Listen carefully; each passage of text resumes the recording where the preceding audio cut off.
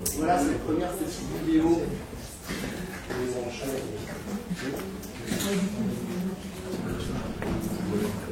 Donc, est-ce que certains avaient déjà vu cette petite démonstration de la qualité de l'eau avec un électrolyseur?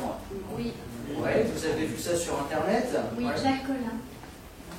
Oui, il y en a plusieurs qui sont passés.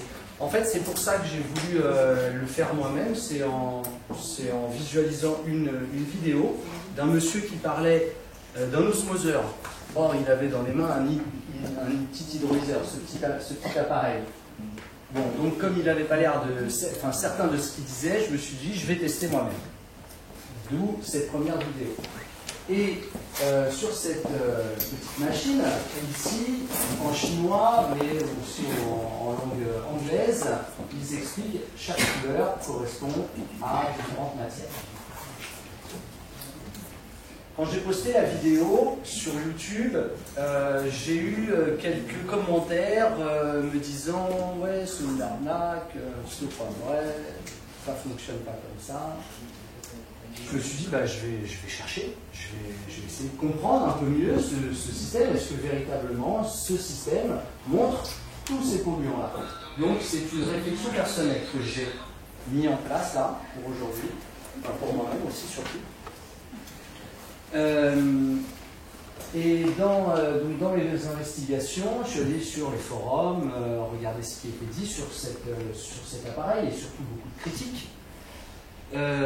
J'ai essayé de trouver des arguments.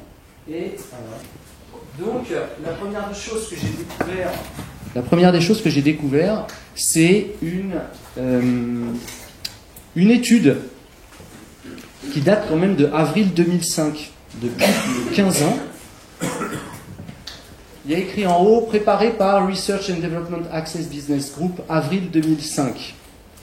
Cette étude a été faite, je crois, au Canada, et elle souhaite démontrer que l'appareil utilisé, qui est un peu différent mais qui est sur le même principe, une électrode aluminium, une électrode en fer, est un moyen frauduleux pour démontrer que l'eau que nous ingérons est de mauvaise qualité. Donc je me dis, bah ok, sûrement ils ont raison, je vais un petit peu plus loin. Je m'aperçois qu'il y a des commentaires d'une association, WQA, et il est écrit « Si quelqu'un utilise cette démonstration et l'associe à une éventuelle pollution de l'eau, il s'agit d'une technique mensongère qui nuit beaucoup à la crédibilité du secteur du traitement de l'eau et inspire la méfiance et la remise en question de la part des organismes de régulation et des associations de consommateurs. Il est reconnu dans le secteur du traitement de l'eau que l'utilisation d'un test par hydrolyse est malhonnête. La citation ci-dessous, c'est du blabla, bref... c'est une méthode frauduleuse utilisée pour vendre des systèmes de traitement de l'eau. Et je crois que parmi vous, il y a des personnes qui ont acheté ou qui ont des connaissances, qui ont acheté des osmoseurs et les commerciaux ont utilisé cette hydrolyse. Quelqu'un qui me l'a dit tout à l'heure. Toi. Ok. La WQA a fait une étude ici. Bon, malheureusement, erreur 404. On ne peut plus la trouver. Bon, ok. Je continue, hein, je me renseigne, je lis. Le résumé bref de Access Business Group, c'est les vendeurs qui utilisent des tests faisant appel à une hydrolyse ou une électrolyse induisent en général le consommateur en erreur par leur interprétation. Les arguments qui sont avancés dans cette étude, c'est les couleurs, le vert, le jaune, le orange, qui est dû en fait à l'anode et à la cathode. Voilà l'argument principal qui est avancé. Et comme elle s'appuie, hein, l'Access Business Group s'appuie sur une autre étude faite par le WQA, mais qu'on ne peut plus vérifier, je suis allé me renseigner, savoir qui était Access Business Group. C'est un fabricant d'approvisionnement. Donc, je sais pas, il doit avoir des contacts avec les livreurs d'eau, où il livre les bouteilles d'eau à travers le monde. Mais il ne fait pas que faire du packaging, il fait aussi... il fabrique des suppléments nutritionnels, des shampoings, du revitalisant, des lotions pour le corps, du nettoyant pour le corps, des détergents de lessive, des nettoyants de surface. Bon, j'ai pas bien compris le rapport entre une étude faite par ce groupe et puis son activité professionnelle. Donc je suis allé voir qui était WQA. Et WQA, Water Quality Association, existe depuis les années 70. C'est une association aux États-Unis qui regroupe environ 2500 membres et tous sont des professionnels du traitement de l'eau. C'est une entreprise de lobbying. Et elle est affiliée, enfin l'UAE, l'Union française des professionnels du traitement de l'eau, est associée à Water Quality Association. Et l'UAE regroupe aussi des professionnels du traitement de l'eau en France, et c'est dit différemment quand on va chercher les informations, mais en fait ils proposent des textes de loi au gouvernement. Donc ils font du lobbying aussi. Alors je me dis, bon, on a une étude qui date de 2005, qui est peut-être pas si neutre que ça.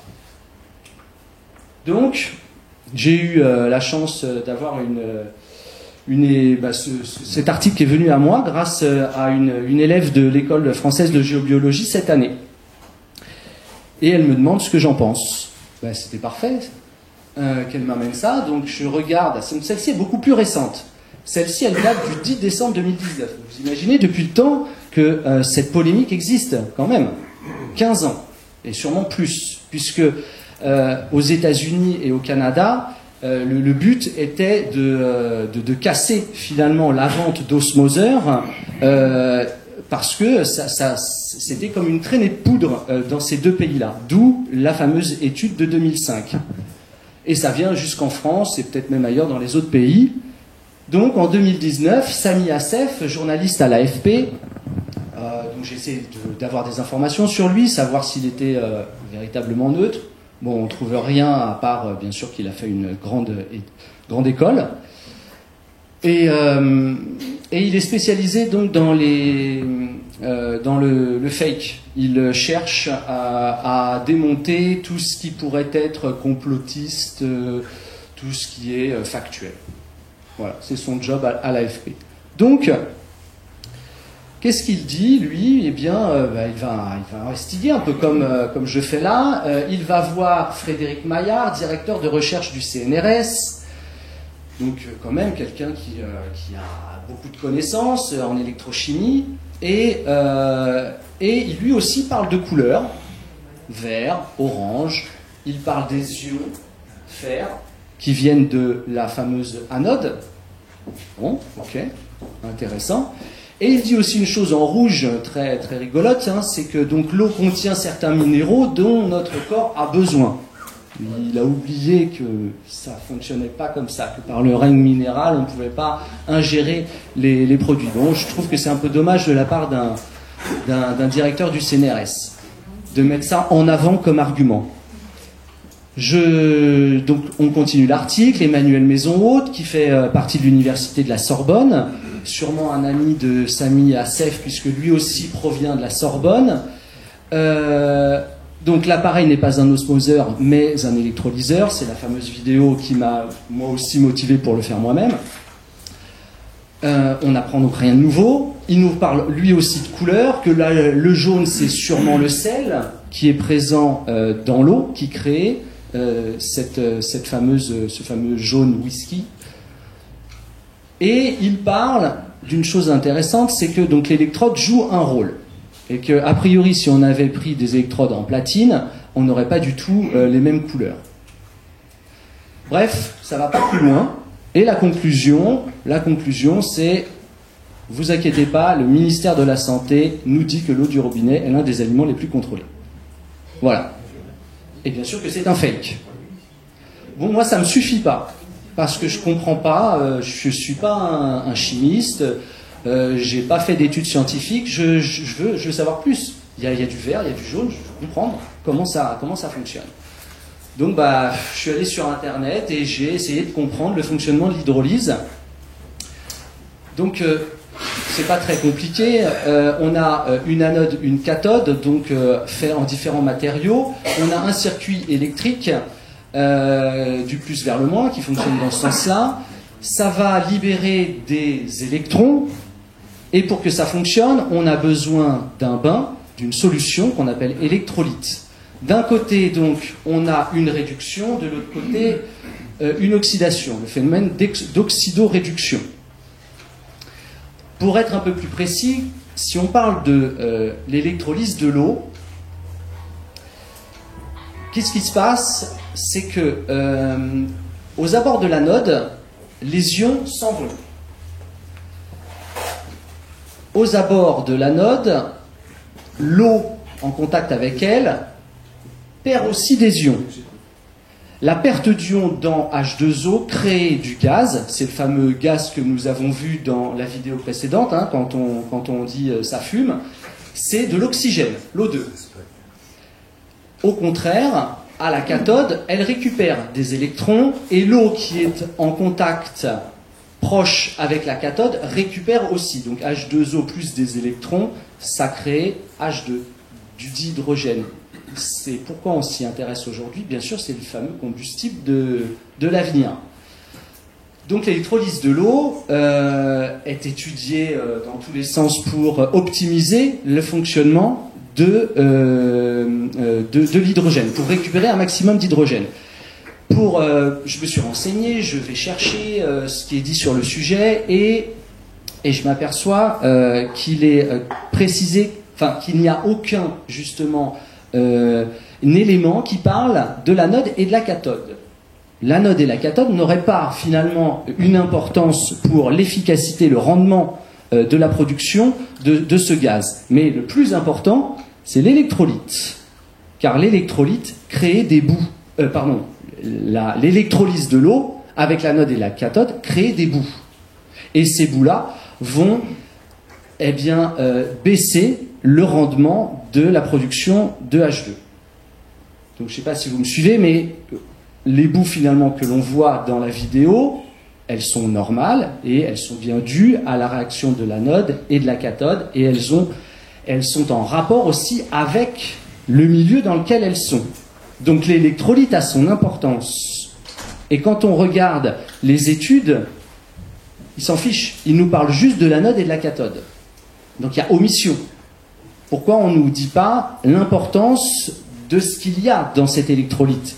Pour nous, l'eau et les minéraux et peut-être ces fameuses substances.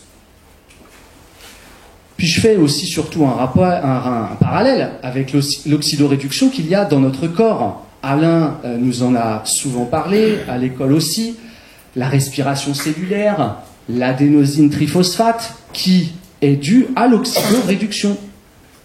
Et l'oxydoréduction, elle crée de l'énergie, mais aussi des déchets, les fameuses boues. Donc, d'un point de vue macro au micro, on a bien de l'oxydoréduction qui fonctionne de la même façon que l'électrolyse de l'eau. Alors voilà, ce que l'on comprend de tout ça, avec mon petit niveau, c'est que on a un précipité, formation donc dans une solution d'une ou plusieurs espèces chimiques, en d'autres termes, pour ce qui nous concerne, c'est l'oxydation et la réduction de l'anode et la cathode, qui est en contact avec les minéraux, l'H2O et peut-être les autres substances dans l'H2O, créent cette précipitation. On est tous d'accord. Mais le cuivre peut former une couleur bleue, c'est après toutes les recherches sur les forums, etc. Le bleu peut être du cuivre, le fer, a priori, les scientifiques le disent, c'est orange et vert, le sel, pareil, c'est les scientifiques qui le disent, c'est du jaune. L'aluminium réagit peu avec son environnement, la platine encore moins.